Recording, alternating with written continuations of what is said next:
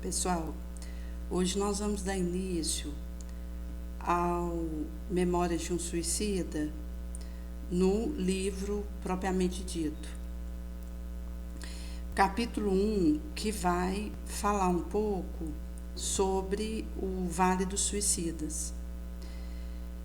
Camilo vai dizer que no mês de janeiro do ano de 1891, ele fora surpreendido com seu aprisionamento em região do mundo invisível, cujo panorama desolador era composto por vales profundos a que sombras presidiam, caverna sinistra, garganta sinuosa, no interior das quais uivavam quais maltas de demônios enfurecidos, espíritos que foram homens, dementados pela estranheza e intensidade, verdadeiramente inconcebíveis, dos sofrimentos que o martirizavam. Nessa aflitiva paragem, a vista torturada do Grilheta não distinguiria o doce vulto de um arvoredo que testemunhasse suas horas de desesperação. Tampouco paisagem confortativa que pudesse extraí-lo da contemplação cansativa dessas gargantas, onde não penetrava outra forma de vida que não a traduzida pelo horror supremo. Então ele vai falando um pouco da região em que ele se encontrava por ter saído pela porta do auto-extermínio. Não os convidarei a crer, não é assunto que se imponha à crença simplesmente, mas ao raciocínio, à investigação, ao exame. Se sabem raciocinar, podem investigar, que o façam, chegando a conclusões lógicas que os colocarão na pista de verdades assaz interessantes para todo o terrícola. Aqui os convido, ardentemente desejo, para que tenham todo o interesse em impugnar, é que se eximam de conhecer essa realidade via dos canais trevosos a que me expus, dando-me ao suicídio por desobrigar-me da advertência de que a morte nada mais é do que a verdadeira forma de existir. Isto é, ele fora advertido de que a existência do seu espírito continuaria além do desencarne e não deu atenção, visto que, quando o indivíduo ele passa de encarnado para desencarnado, ele vai encontrar a verdadeira forma de viver, onde nós passamos a maior parte do tempo na nossa vilegiatura espiritual até aqui.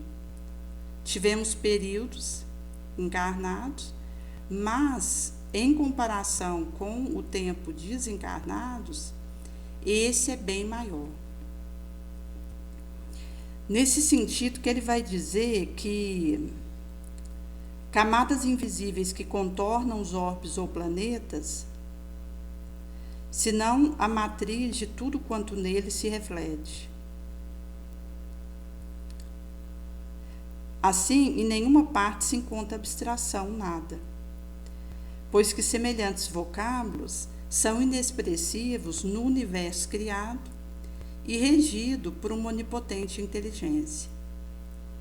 E hoje, o universo que expande e contrai num movimento que não estanca é conhecido pela ciência. Em sendo assim, não há a estaticidade, mas o movimento. E isso significa que precisaremos, como Camilo traz, a compreensão para que não neguemos o que desconhecemos, por não se encontrar à altura de compreender o que negamos.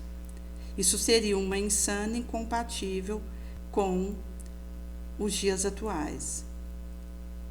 Esse século nos convida a cada pentelésimo, investigar, livre examinar, visto a ciência nas suas múltiplas manifestações, vem provando a inexatidão do impossível dentro do seu cada vez mais dilatado raio acional. Provas de realidades dos continentes superterrenos encontram-se nos arcanos das ciências psíquicas transcendentais, às quais o indivíduo ha ligado muita relativa importância até a atualidade.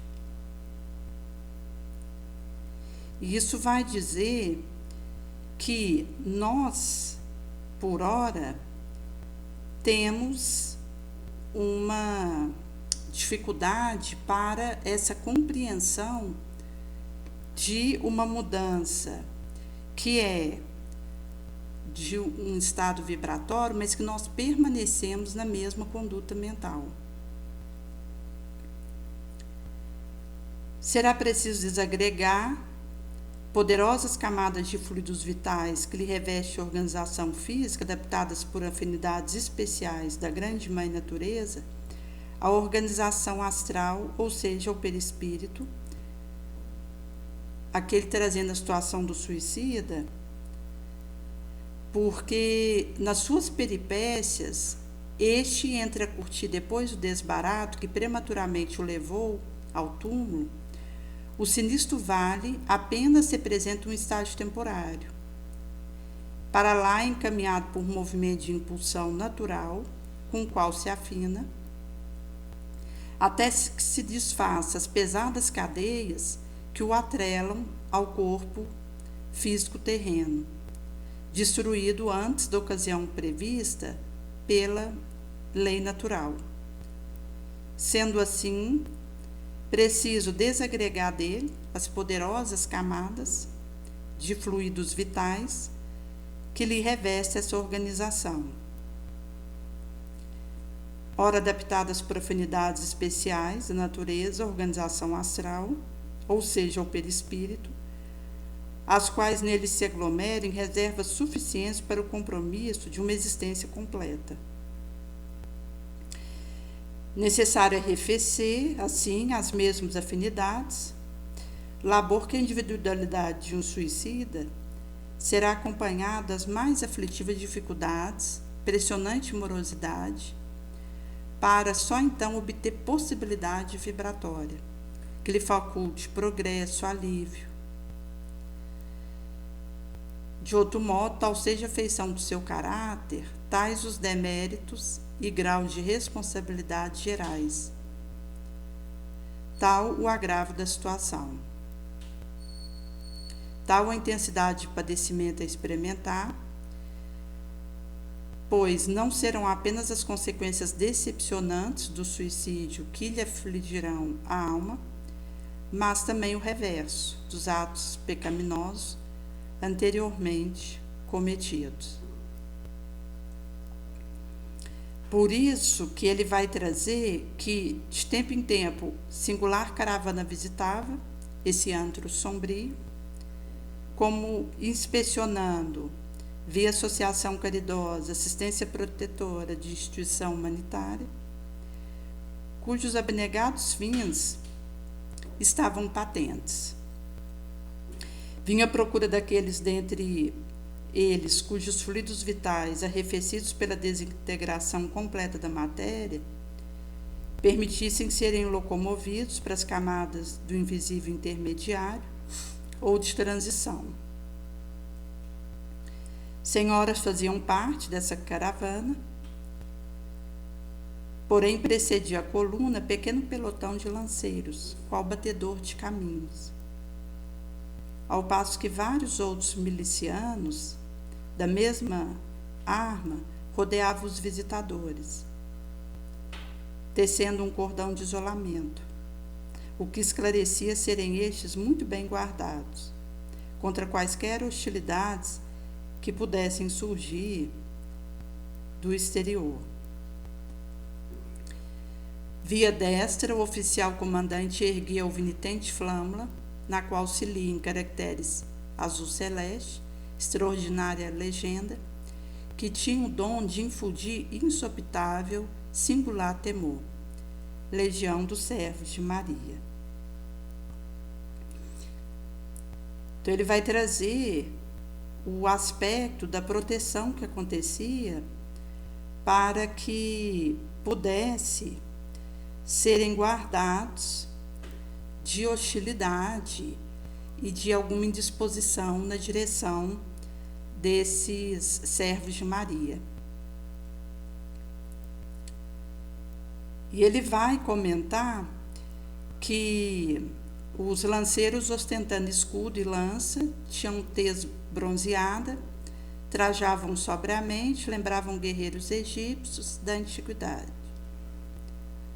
Chefiando a expedição, destacava-se varão respeitável, com avental branco e insígnias de médico, a par da cruz já referida. Cobria-lhe a cabeça, em vez de gorro característico, um turbante hindu, cujas dobras eram atadas à frente pela tradicional esmeralda, símbolo dos esculápios. Entravam ali e aqui, via interior das cavernas habitadas, examinando seus ocupantes. Curvavam-se cheios de piedade junto das sarjetas, levantando acolá e aqui algum desgraçado tombado, sob o excesso de sofrimento, retirava os que apresentassem condições de poder serem socorridos e colocavam-nos em macas, conduzidas por varões que se diriam aprendizes ou serviçais. Voz dominante grave de alguém invisível que falasse pairando o ar, guiava-os no caridoso afã, desfazendo confusões momentaneamente suscitadas, esclarecendo detalhes.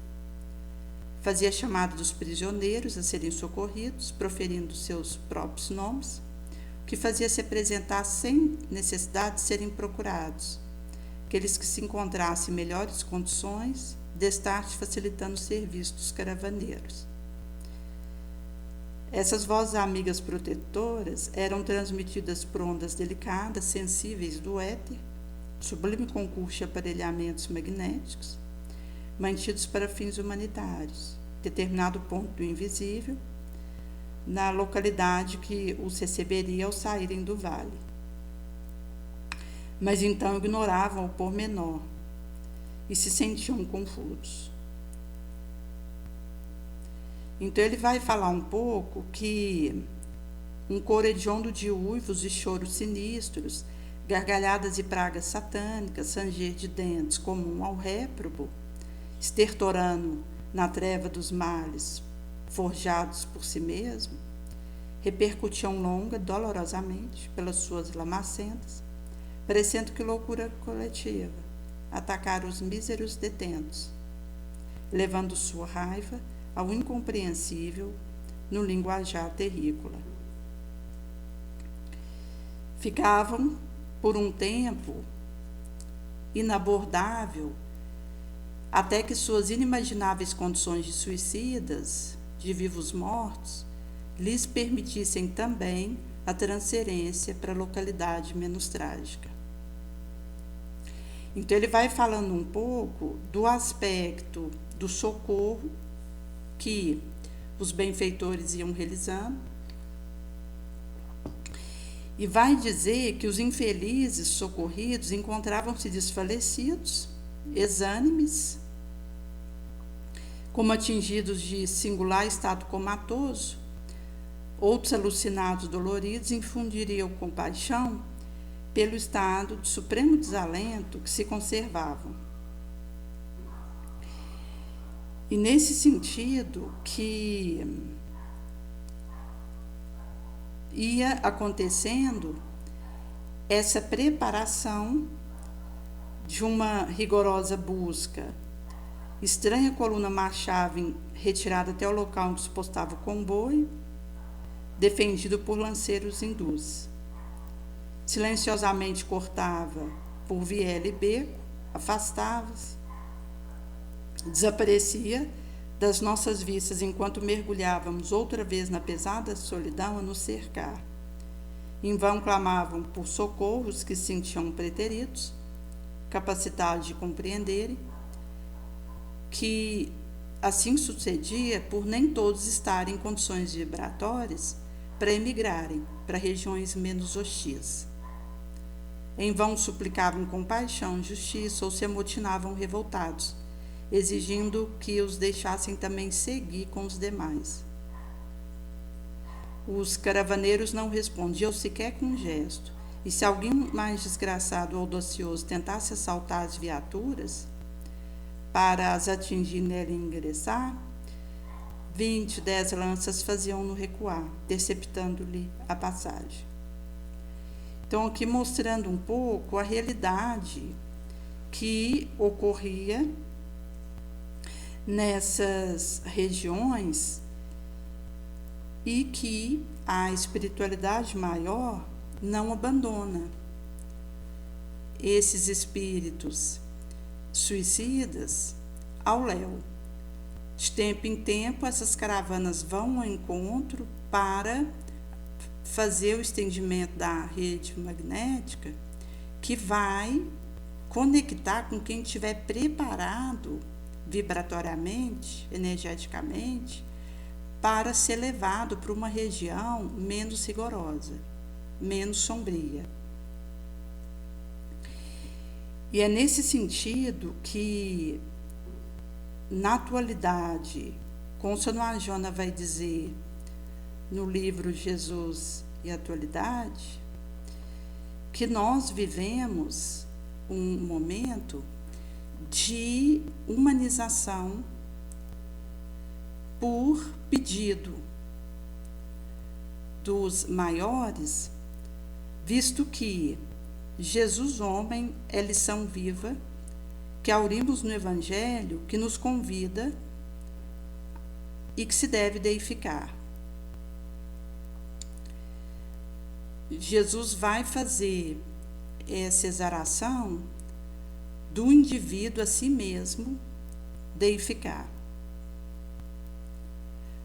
Pois, não havendo criado qualquer doutrina ou sistema, ele tornou a sua vida um modelo para que o indivíduo se pudesse humanizar, adquirindo expressão superior, que é o amor latente que, vindo a fluxo, pode fazer essa modificação da nossa energia, da nossa vibração, da nossa atitude psíquica. No seu tempo e ainda agora, o homem tem sido símbolo de prepotência, presunção, violência, dominador exterior, porém estorcegando-se na sua fragilidade, na sua perecibilidade, no seu conflito. Após os exemplos de Jesus, surgiu um homem diferente, simples, humilde, submisso, forte, na sua perenidade espiritual. E acontece que, do momento que a prepotência ela tem espaço na nossa mente, acontece uma cegueira espiritual. E o indivíduo ele passa a ser insuflado por espíritos tão ou mais prepotentes que, mesmo que o indivíduo não perceba, estão interferindo na sua maneira de pensar, sentir, decidir e agir. Por esse motivo que a humildade ela é uma condição para que a pessoa possa se proteger da ação obsessiva, porque permite ao indivíduo ver e ouvir na vigilância e oração. Por isso que, do momento que o indivíduo ele entra no areal presunçoso, dominador, ele estorcega na sua própria vulnerabilidade, fraqueza e nos seus problemas. Sabedores de que é de Jesus que promana a força para lidarmos com as nossas questões, o discernimento, a clareza, o conselho. Vai acontecer que, se eu me vejo me autobastando para fazer acontecer as minhas escolhas, as minhas decisões, os meus passos, eu fico entregue a mim mesma. E isso significa um estado de obsessão perverso, visto que, a partir desse momento, pode acontecer situações agravadoras que, dependendo do meu endurecimento e indisposição para uma mudança de atitude mental, se torna irreversível. Então, a gente tem o caso, por exemplo, da fascinação, que Kardec vai trazer que a razão do indivíduo está sob a ação de espíritos obsessores. A inteligência, a análise que o indivíduo faz. Chegado nesse ponto, o indivíduo ele pode ter atitudes esdrúxulas, ridículas e não perceber. Achar que está fazendo algo que está impactando ao seu redor e seguir com esse tipo de obnubilação. E isso, inclusive, está ligado ao massageio da fraqueza que o obsessor faz no indivíduo. Quando o aplaude, o cobre de confete, porque esse instante em que o espírito inferior ele tenta nos elogiar e entumecer a nossa vaidade, é o perigo, visto que aí está a nossa fraqueza. A partir disso, o indivíduo pode achar que está tendo atitudes aplaudiosas, enquanto na verdade ele está fascinado, comprometendo a sua própria moral e sendo instrumento para que outros sejam arrastados para a lama. E aí é muito mais perigoso do que a subjugação, porque quando o indivíduo está subjugado, seja organicamente ou moralmente, a vontade dele está dominada pelo obsessor, mas ele ainda tem a percepção de que alguém o domina, o obriga a fazer algo contra a sua vontade, como no caso de uma senhora que tinha um dom para dar conselhos a consulentes, e ela, se apercebendo dessa facilidade que ela trazia, teve a ideia de abrir um quartinho no fundo da casa para atender consulências, onde ela cobraria para dar conselhos a quem a procurasse. Daí, um dom que ela trazia para usar a benefício do outro, gratuitamente, do momento que ela fez cobrar, o benfeitor se afasta e o obsessor se aproxima. E passa a usar a faculdade que ela tinha para interferir negativamente na vida daquele consulente que a procurava e, antes, interferir maleficamente na vida dela própria. Então, ela começou a ganhar dinheiro, porque quando chega nesse tipo de situação, chove de pessoas, porque para as manobras mundanas existe aplausos entornando, e isso levou ela aí ajuntando montantes importantes de dinheiro, fez a reforma da casa dela, começou a fazer viagens de lazer com a família, usando o dinheiro que ela estava recebendo nesse tipo de serviço. Certa feita, o obsessor falou para ela ferver uma água e jogar sobre o próprio rosto. Ou seja, ela já estava subjugada. Começou com um processo de obsessão simples, ela não deu maior importância, continuou usando o dom que ela tinha para dar conselhos a serviço dos espíritos sombrios, à medida que fazia cobrar aquilo.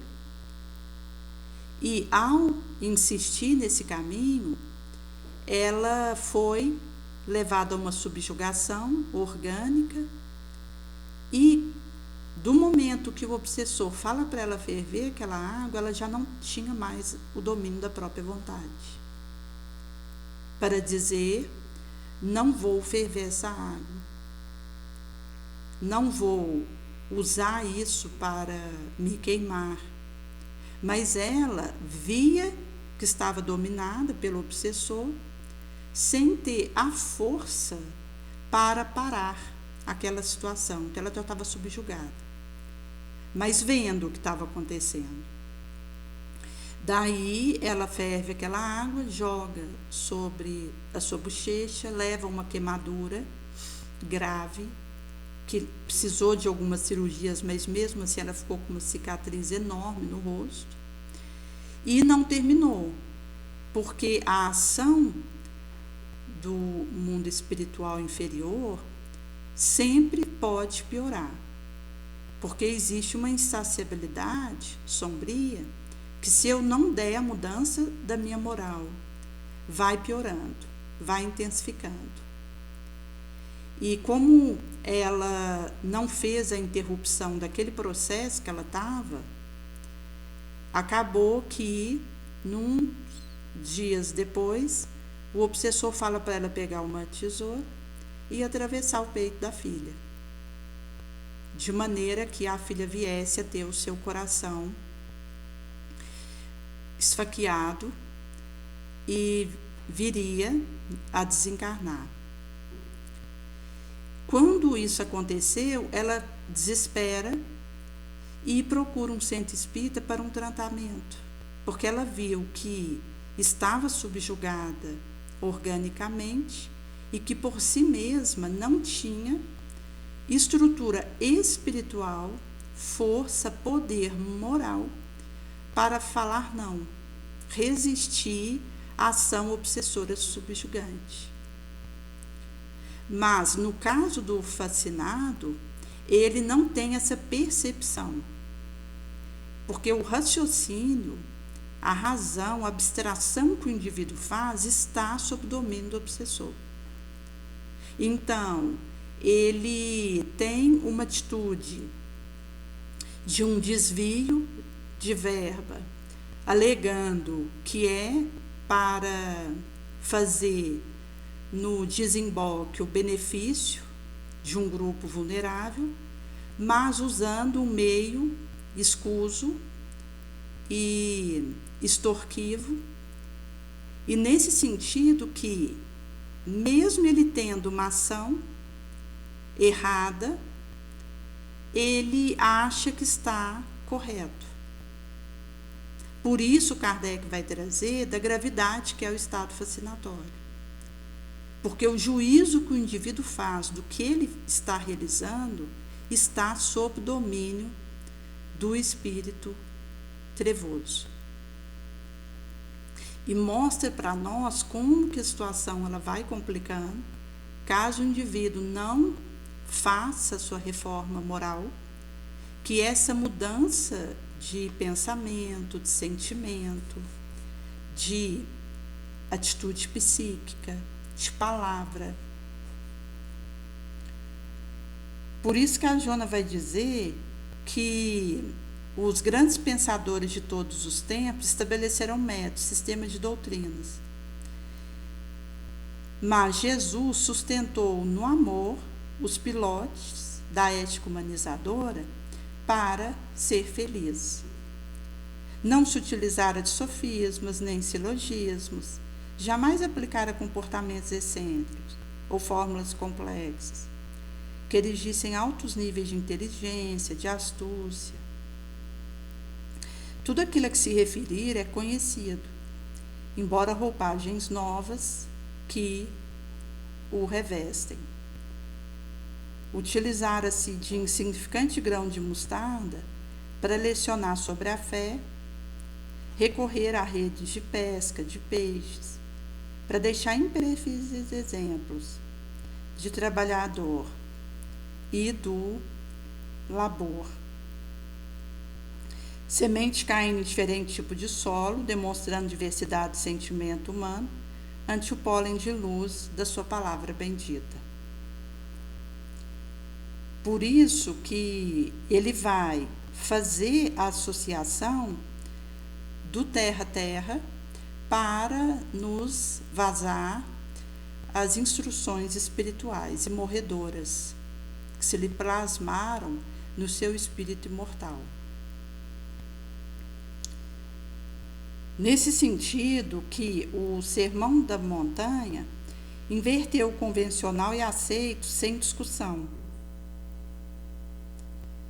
exaltando a vítima inocente em vez do arbitrário triunfador, o esfaimado de justiça, de verdade, de amor, em desconsideração pelo farto ocioso dilapidador dos dons da vida. Jesus é a personagem histórica mais identificada com o indivíduo e com a coletividade. Todo o seu ministério é feito de humanização. Ergue o ser do instinto para a razão e daí para a angelitude para o qual rumamos. Igualmente, é o homem que mais se identifica com Deus, o modelo mais perfeito que viera à Terra ter conosco. Por isso que Jesus é o nosso modelo, o nosso guia. Nunca se lhe refere como se estivesse distante, ou fosse temível, desconhecido. Apresentemos em forma de amor, conhecido, amável, próximo das nossas necessidades, amigo compassivo. Reformulemos o conceito mosaico, atualizando em termos de conquista possível, aproximando os indivíduos dele pela simples razão dele estar sempre próximo do indivíduo, que se recusa a doar seu amor. E nesse sentido, que mesmo que alguém se afaste de doar-se-lhe em amor, ele se aproxima. Referindo-se ao reino, não faz a dor nativa de quimera, nem o torna pavoroso. Antes desperta no coração o anelo de consegui-lo, vê a realidade de transcendência de que se reveste. Então, Jesus ele desperta em nós o desejo de amar como ele ama. E ele focou a trajetória dele na Terra em torno disso. Por isso ele não vai deixar um escrito, não vai fazer elucubrações de ciência, de sofisticação no primeiro momento. Ele deixa o seu testemunho amoroso. Nega o mundo sem o maldizer, abençoando nas paisagens maravilhosas nas quais atende a dor, deixando-se mergulhar em meditação profunda sob o faiscar de estrela luminífera do infinito. E é nesse sentido que ele vai fazer esse atendimento da dor onde ela está. E isso vai significar a luz que aquece, clareia, alumia. Se nos deixamos fossilizar por doutrina ortodoxa que pretendem nele ter o seu fundador, renascemos e buscamos ao Mestre, no populacho, no silêncio reflexivo, relendo suas palavras, despidas de interpretações forjadas. Se houver a decepção com aqueles que se digam seguidores dele, mas não lhe vivem exemplificação, ouvidemos, seguindo o Mestre na simplicidade dos convites que ele nos endereça até agora, estão no conteúdo das suas mensagens, das suas preleções, ainda vivas com ignoradas. incompreendidas. Se não lhe sentimos o calor, rompe o frio da indiferença e nos fazemos imparciais, sem reações adrede estabelecidas, facultando-lhe penetrar-nos a mente e o coração.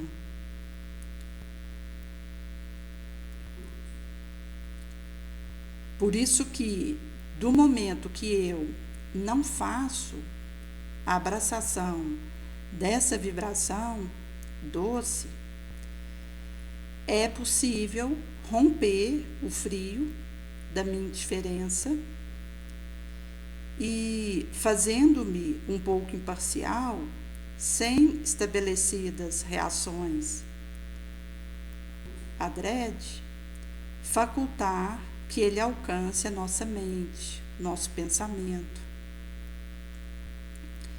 Nossa condição humana necessita dele a fim de crescermos, saindo dos limites para o infinito do seu amor. Jesus veio a nós para nos humanizar.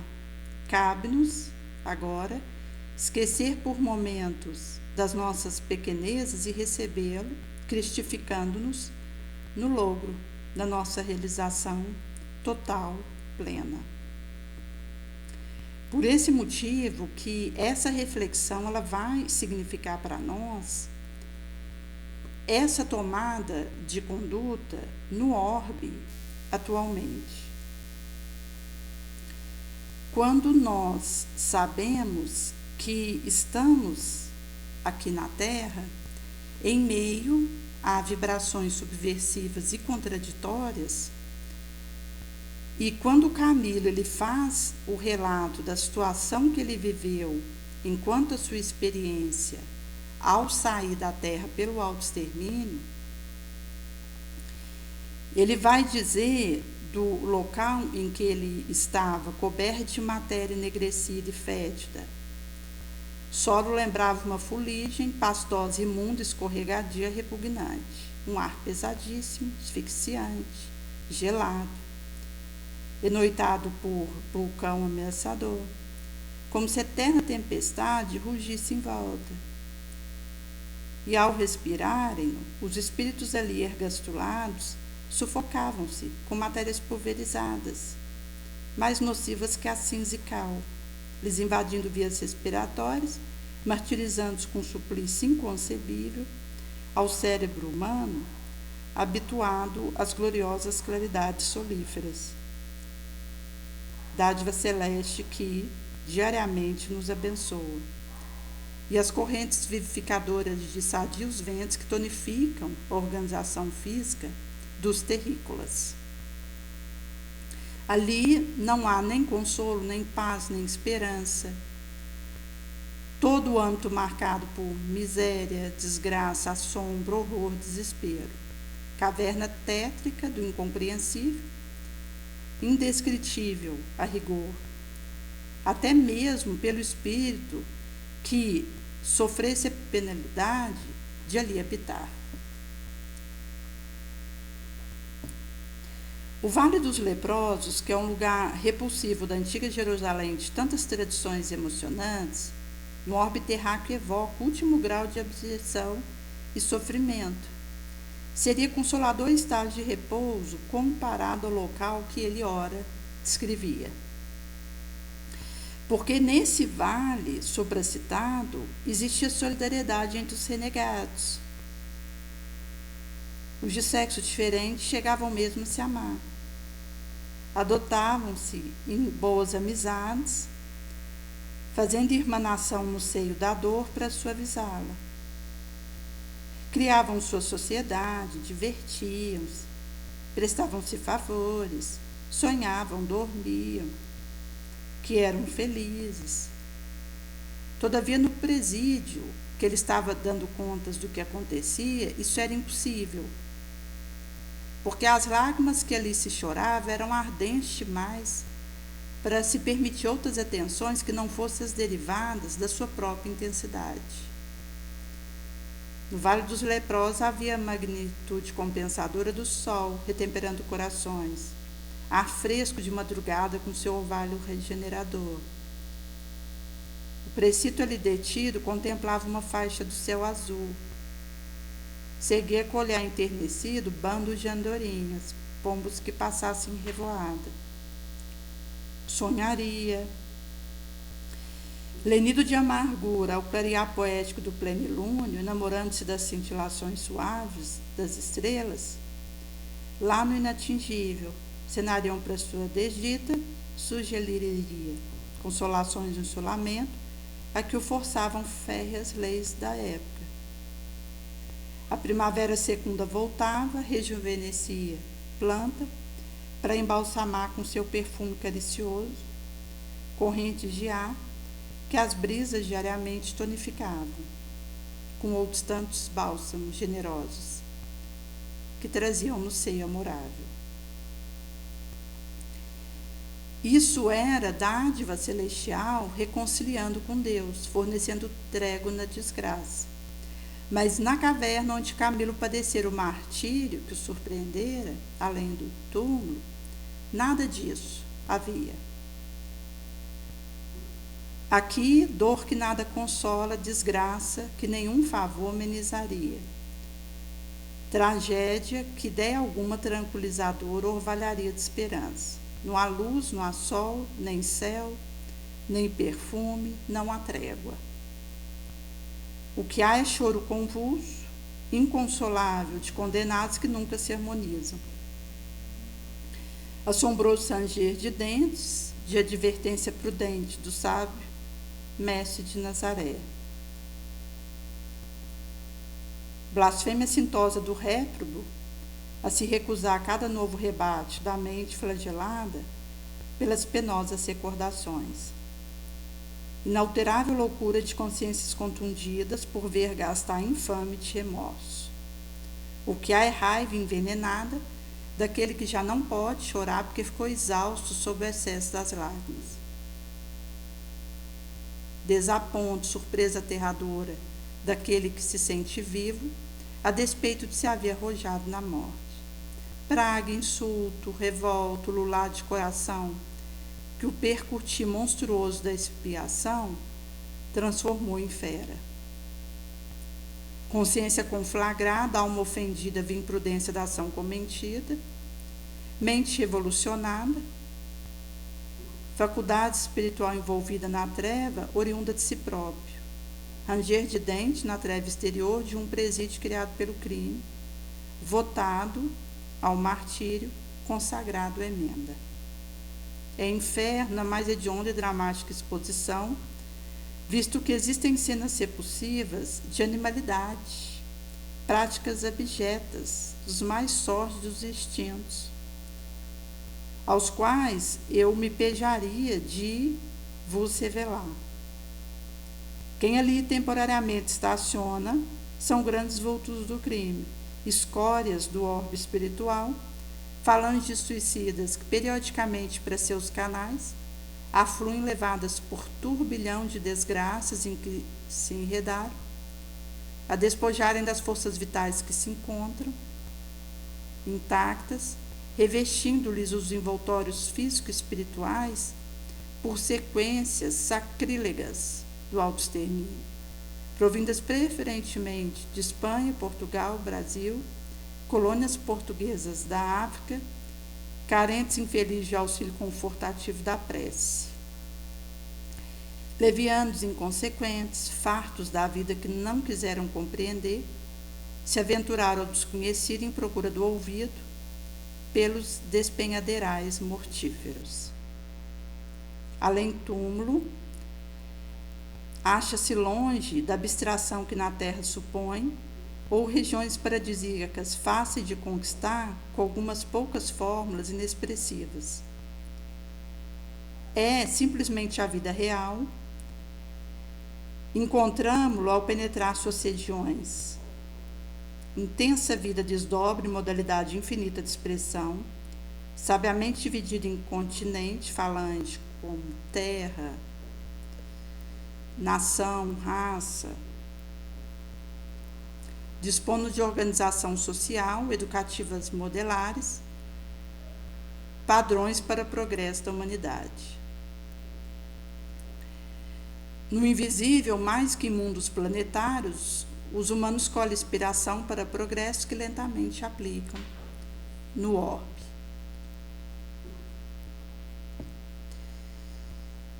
Ele não sabe como decorreriam os trabalhos correcionais para suicidas nos demais núcleos ou colônias espirituais destinados aos mesmos fins e que se desdobrarão sobre céus portugueses, espanhóis e correlatos. Sabe da sua parte de sinistra falange detida, na paragem horrenda, cuja lembrança ainda hoje o repugna a sensibilidade.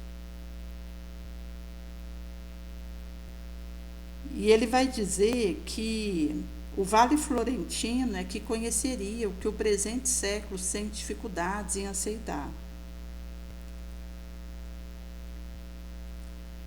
Nesse sentido que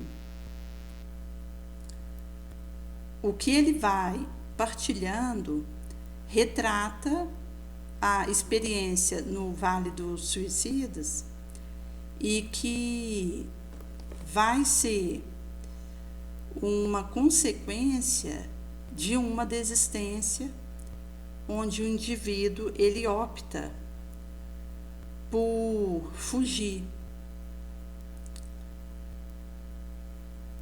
O homem do próprio planeta onde tem renascido desde milênios conhece pouco. Por isso que não pode rejeitar o que o porvir há de popularizar sob auspício de psiquismo. Sua aldeia, sua capital, seu país, sua palhoça, quanto mais avantajado de ambição, nações vizinhas cujos costumes se nivelam aos que lhes são usuais. E é nesse sentido que, por toda parte, existem mundos reais que exalam a vida abundante e intensa. Quem ignorar estará comprazendo na cegueira, perdendo tempo com futilidade, paixões que lhe sabem ao caráter. Sem perquirir de profundidade oceânica, de baixa água verde, marulhenta, existirá não mais um mundo perfeitamente organizado, mas um universo que assombraria pela grandiosidade, ideal perfeição. O próprio ar que respiramos, no solo onde pisamos, encontramos outros núcleos organizados de vida, obedecendo a impulso inteligente, sábio, de magnânimas leis, cimentadas no pensamento divino, os acionando para progredir na conquista do mais perfeito. Bastaria se munir de aparelhamento preciso para averiguar a veracidade dessas coletividades desconhecidas, que, por serem invisíveis, nem por isso deixam de ser concretas, verdadeiras, harmoniosas. Ao nos habilitarmos a desenvolver os dons psíquicos que herdamos da divina origem, funcionando pensamento, vontade, coração, ação, via alcandorada da espiritualidade superior, para atingirmos as esferas astrais que circundam a Terra. Então ele vai dizer que era presidiário dessa ominosa cova de horror. Ali não habitava sozinho, uma coletividade o acompanhava, falange extensa de delinquentes. Ainda se sentia cego, pelo menos sugestionava-se de que era, e como tal se conservava, não obstante sua cegueira, se define em verdade pela inferioridade moral de um espírito distanciado da luz. Porque quando ele veio a se autoexterminar, estava cego do olho. E, inclusive, esse foi o móvel para a revolta que se instalou dentro dele, e ele, não aceitando essa experiência, optou por interromper a própria vida. Pelo fato dele ter se rebelado, ele entra o astral continuando cego. O espírito que vive uma expiação de cegueira, de surdez, de paralisia.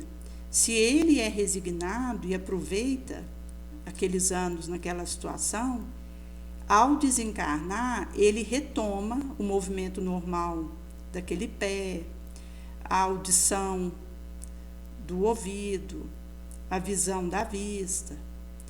Mas se o indivíduo ele não faz esse aproveitamento via longanimidade, resignação, prece, ele, ao entrar no astral, continua com aquele sentido embotado.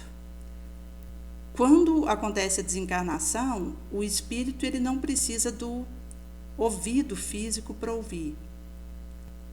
Mas, como ele menoscabou os dons de Deus encarnado, ao entrar no astral, ele continuará sem ouvir. Então, se ele tinha a surdez enquanto encarnado, nesse malbaratamento, ele vai fazer a sua entrada no astral continuando com a surdez. Por isso que ele vai dizer aqui que ainda se sentia sem ver. Mas ele vai associar a inferioridade moral qual ele estava distanciado da luz. Mas, mesmo cego, ele percebeu que se apresentava feio, sinistro, obsceno, imoral, mau, porque conservava seus olhos visão bastante para toda a escória contemplar, o que se agravava destarte a sua desdita. Então, esse recorte que ele traz mostra que o espírito, mesmo continuando cego para as coisas boas no astral, ele pode ver o que é ruim. Então, traz a patenteação da expiação que ele estava vivendo pelo auxílio. A mesma coisa a audição. O indivíduo que encarnado era surdo e adentra a vibração da queixa, do ódio, quando ele desencarna, continua com a surdez, de acordo com o mapa daquilo que ele tenha deixado imprimido, do seu aproveitamento. E no astral, esse espírito pode ouvir o que é ruim, mas continuar surdo para o que é bom. Então, ela vai ser trago enquanto essa situação de uma expiação rigorosa que ele estava experimentando, não como uma punição de Deus, mas como consequência da interrupção brutal que ele fez da sua trajetória devido à cegueira orgânica. Então, ele vai trazer que ele tinha uma grande sensibilidade para maior mal, tinha agora como superexcitada, o que o levava a experimentar também sofrimentos outros mártires, seus cômpares, fenômeno esse ocasionado por corrente mental que despejavam sobre toda a falange e oriundas dela própria, que assim realizava impressionante afinidade de classe. Asseveramos que sofríamos também as sugestões dos sofrimentos uns dos outros, além de insídias a nos submeter aos nossos próprios sofrimentos e desaires. Então, além daquilo que ele já trazia, das consequências do seu erro, ele tinha uma hipersensibilização para o negativo, e nesse sentido que um experimentava o desar do outro.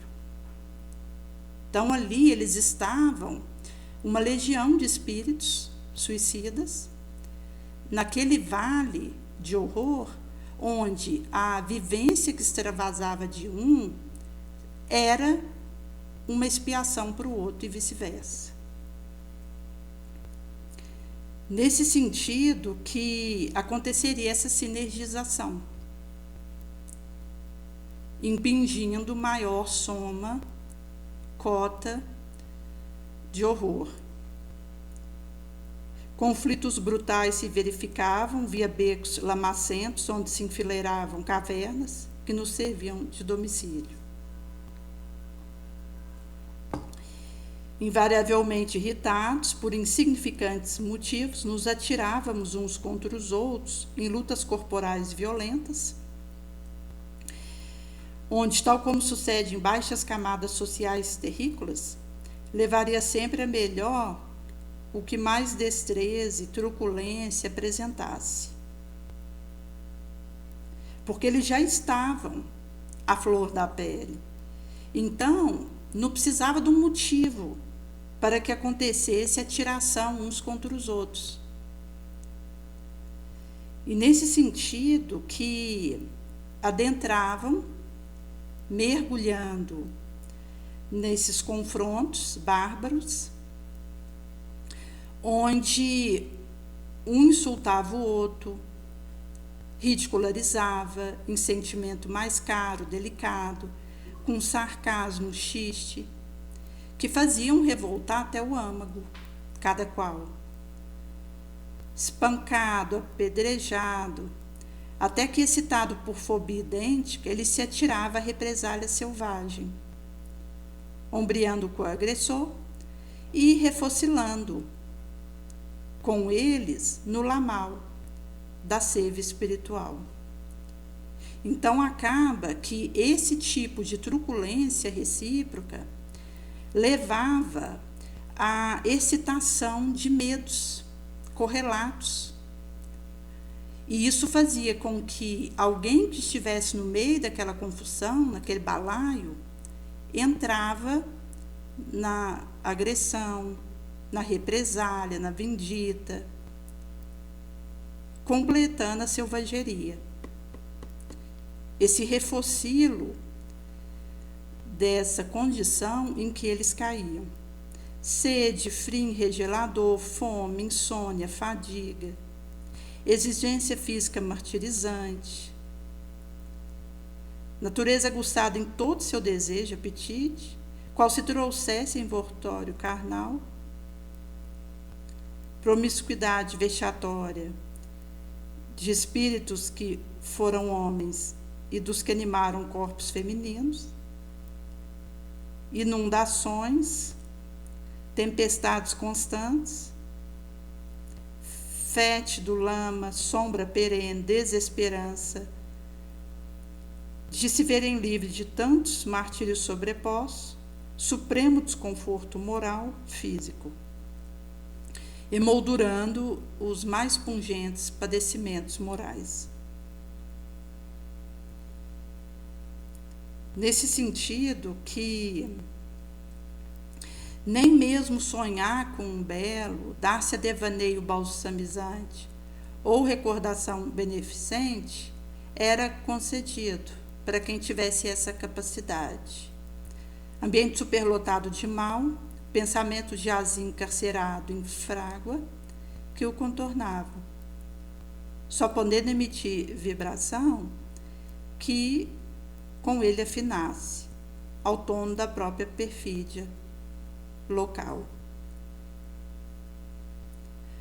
E essa sinergização subsequente, envolvidos em enlouquecedores fogos, não havia como atingir um instante de serenidade, reflexão para lembrar de Deus, bradar por sua misericórdia paternal.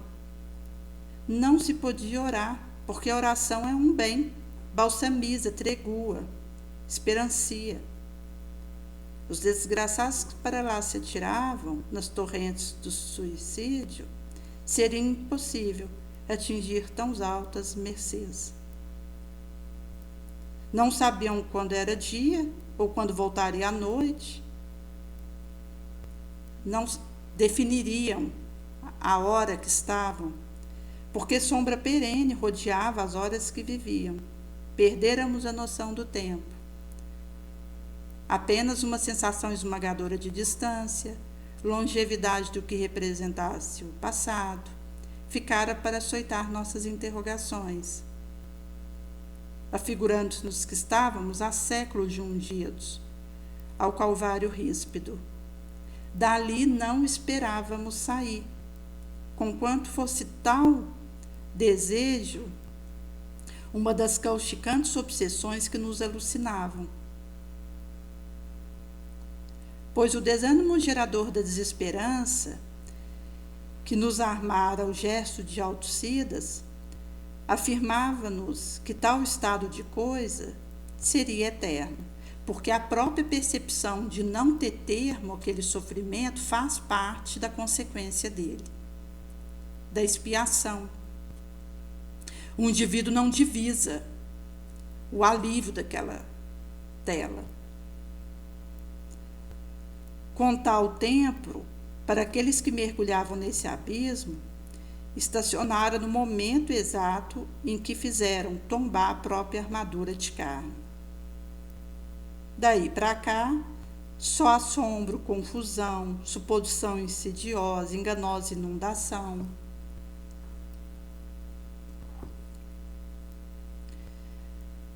E isso, assomado, ignorávamos onde nos encontrávamos, significação que teria nossa espantosa situação. Aflitos, tentávamos furtar-nos a ela, não nos aperceberamos que era cabedal da nossa própria mente conflagrada, nossa vibração entrechocada por mil malefício indescritível, inenarrável. Procurávamos fugir do local maldito para voltar para o lar, desbaladamente insanas correrias de loucos furiosos, asveros, malditos, sem paz, sem consolo, concomitante corrente irresistível, como imã poderoso, nos atraía de volta ao tugúrio sombrio, arrastando-nos de em volta a um atro turbilhão de nuvem estonteante, sufocadora.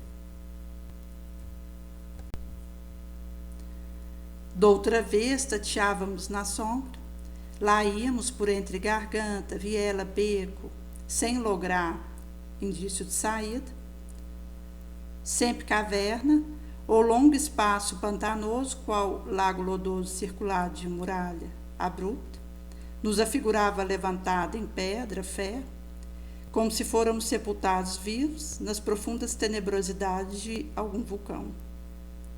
Era um labirinto no qual nos perdêramos, sem podermos jamais alcançar o fim.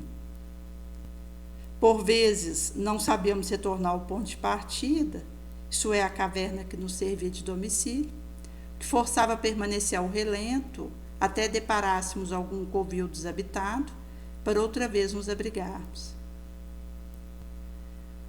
Mais vulgar impressão era nos encontrarmos encarcerados no subsolo, presídio cavado no seio da terra, qual se na entranha de uma cordilheira, da qual fizesse parte também algum vulcão extinto, parecia testar aquele imensurável poço de lama com parede escalavrada, lembrando mineral pesado. Aterrados, entráramos então a bramir em coro, furiosos, qual malta de chacais danados, para que nos retirassem dali, nos dando a restituição da liberdade. Mais violentas manifestações de terror seguiam-se, confusão de cenas patéticas inventadas pela fobia horrorosa, indescritível. Fantásticos espelhos perseguiam obsessoramente nossas faculdades, lá reproduzindo a visão macabra, o corpo a se decompor sob o ataque dos vibriões esfaimados, faina detestável da podridão, a seguir o curso natural da destruição orgânica, levando em roldão nossas carnes, vísceras, sangue pervertido pelo fétido, nosso corpo, que sumia para sempre no banquete asqueroso de milhões de vermes vorazes, carcomido lentamente sob nossa vista estupefata, que morria enquanto nós, seus donos, nosso ego sensível, inteligente, pensante, que dele se utilizara apenas como de um vestuário transitório, continuava vivo, inteligente, sensível, pensante, desapontado, pávido, desafiando a insância de também morrer. Tétrica magia que ultrapassava todo o poder que tivéssemos de compreender, refletir. Castigo irremovível, puniu o renegado que ousou insultar a natureza, destruindo prematuramente o que só ela era competente para decidir e realizar. Vivos diante do corpo putrefato, sentíamos a corrupção atingir-nos. Doía em nossa configuração astral picadas monstruosas de vermes. Nos enfurecia até a demência, martirizante repercussão, que levava nosso perispírito, ainda animalizado, provido de abundante força vital, a refletir o que se passava com seu antigo envoltório limoso. Tal eco de um rumor reproduzia-se, de quebrada em quebrada da montanha, ao longo do vale. Nossa covardia, a mesma que nos brutalizara, induzindo-nos ao autocídio, forçava-nos retrocederamos. Teia envolvente em que a vítima, o suicida, só se debate para cada vez mais se confundir, embaraçar, tolher, sobrepunha-se confusão, persistia a autossugestão maléfica, recordando lenda supersticiosa, ouvida no infante, calcada por longo tempo na camada subconsciencial, corporificando-se em visão extravagante, a que emprestava a realidade integral. Julgáramos nada menos do que à frente do tribunal dos infernos, plenitude da região sombria, espíritos de ínfima classe invisíveis, obsessores pululando por toda a camada inferior, tanto da terra como além. E aqui ele vai mostrar esse aspecto de estarem numa região do invisível, mas eles vivos, mais sensíveis do que nunca, e numa interação uns com os outros mórbida, degenerada. Nesse sentido que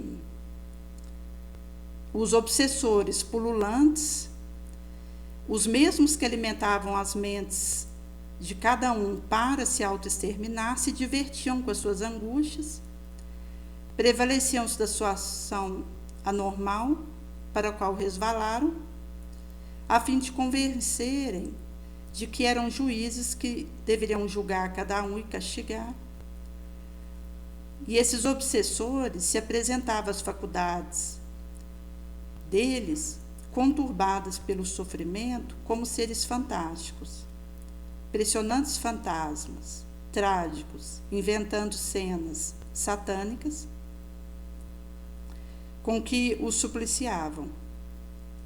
Então ele vai dizer que esses espíritos sombrios os submetiam a vexames indescritíveis, os obrigava a deboche, torpeza, os violentava a compactuar de suas infames obscenidades. Donzelas que se haviam suicidado, desculpando-se com motivos de amor, esquecidas de que o vero amor é virtuoso, obediente a Deus, paciente, olvidando no egoísmo passional de que deram provas o sacrossanto amor de uma mãe que ficara inconsolável, desrespeitando a cã venerável de um pai, os quais jamais esqueceriam o golpe em seus corações vibrados pela filha ingrata, que preferiu a morte a continuar no tabernáculo do lar paterno, agora insultadas no seu coração, no seu pudor, por entidades animalizadas, vis, que as faziam crer serem obrigadas a se escravizar, por ser eles os donos do império trevoso que escolheram, em detrimento do lar que abandonaram. Tais entidades eram espíritos que também foram homens, mas que viveram no crime, sensuais, devassos, alcoólatras, hipócritas, intrigantes, perjuros, assassinos perversos, traidores, sedutores, sátiros, caluniadores. Enfim, falange maléfica que infelicita a sociedade terrícola, só tem funerais pomposos, exéquias solenes, mas que na existência espiritual se ressuma na corja repugnante, até que reencarnações expiatórias, rastejantes miseráveis, venham impulsioná-la a novas tentativas de progredir. Tão deploráveis sequências sucediam-se outras, não menos rescaldantes, dramáticas. Atos incorretos, praticados durante a encarnação, de cada qual erros, quedas pecaminosas, crimes, corporificavam-se à nossa frente, no vício consciencial, como outras visões acusadoras, transigentes na perene condenação a que nos submetiam. Reapareceu às vítimas do nosso egoísmo, reminiscência contumaz vergonhosa, vindo e indo ao nosso lado, em atropelo pertinaz, infundindo em nossa tão combalida organização espiritual o mais angustioso desequilíbrio nervoso, forjado pelo remorso, pela culpa. Sobrepondo-se a tão lamentável acervo iníquo, acima de tanta vergonha e tão rude humilhação, vigilante e compassiva, existia a paternal misericórdia do Deus, Altíssimo, Pai justo, bom, que não quer a morte do pecador, mas que ele viva, arrependa. Nesse sentido que ele vai trazendo o processo que cada um ia precisando viver até a extinção do fluido vital que foi interrompido prematuramente. Porque o indivíduo, quando ele é preparado para reencarnar, ele tem um fluido vital para aqueles anos que ele permanecerá na Terra. Então, se eu interrompo isso 10 anos antes do momento que seria o meu trespasse, eu posso gastar 10 anos para terminar de eliminar esse fluido vital. Mas cada caso vai ser caso porque existe atenuante e agravante. E isso vai significar que o indivíduo pode, ao desencarnar pela interrupção da própria vida, ficar preso à região tumular, ou, como Camilo retrata, ir para uma região onde outros, em similitude de vibração, estarão em atrocidamento recíproco. E isso vai estar ligado à necessidade de gravar uma memória hórrida em relação ao ato suicida.